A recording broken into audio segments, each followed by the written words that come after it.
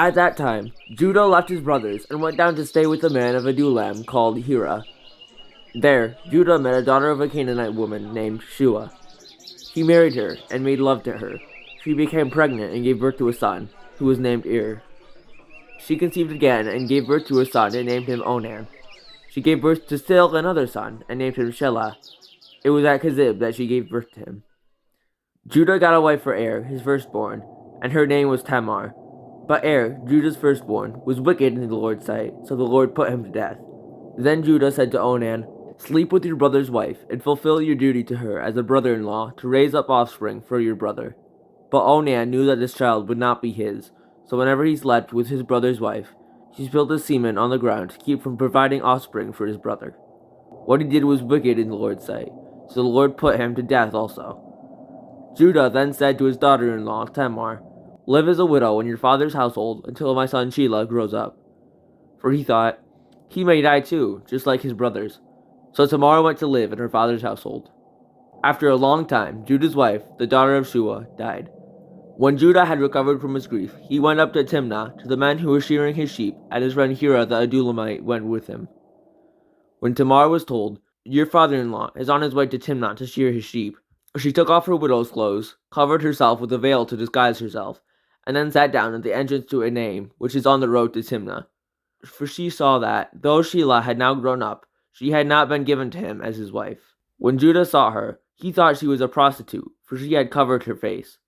Not realizing that she was actually his daughter-in-law, he went over to her by the roadside and said, "Come now, let me sleep with you." "And what will you give me to sleep with you?" she asked. "I'll send you a young goat from my flock," he said. "Will you give me something as a pledge until you send it?" she asked. He said, "What pledge should I give you?" "Your seal and its cord, and the staff in your hand," she answered. So he gave them to her and slept with her, and she became pregnant by him. After she left, she took off her veil and put on her widow's clothes again. Meanwhile, Judah sent the young goat by his friend the Adullamite in order to get his pledge back from the woman, but he did not find her. He asked the men who lived there, "Where is the shrine prostitute who has been beside the road at Enaim?" "There hasn't been any shrine prostitute there," they said. So he went back to Judah and said, "I didn't find her. Besides, the men who lived there said, there hasn't been any shrine prostitute there."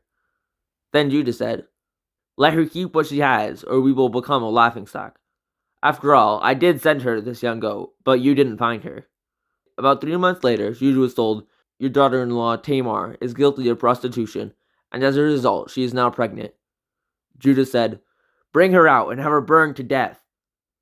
As she was being brought out, she sent a message to her father-in-law. "I am pregnant by the man who owns these," she said. And she added, "See if you recognize whose seal and cord and staff these are." Judah recognized them and said, "She is more righteous than I, since I wouldn't give her to my son Shelah." And he did not sleep with her again. When the time came for her to give birth, there were twin boys in her womb. As she was giving birth, one of them put out his hand, so the midwife took a scarlet thread and tied it to his wrist and said, "This one came out first." But when he drew back his hand, his brother came out, and she said, "So this is how you have broken out." And he was named Perez. Then his brother, who had a scarlet thread on his wrist, came out, and he was named Zerah.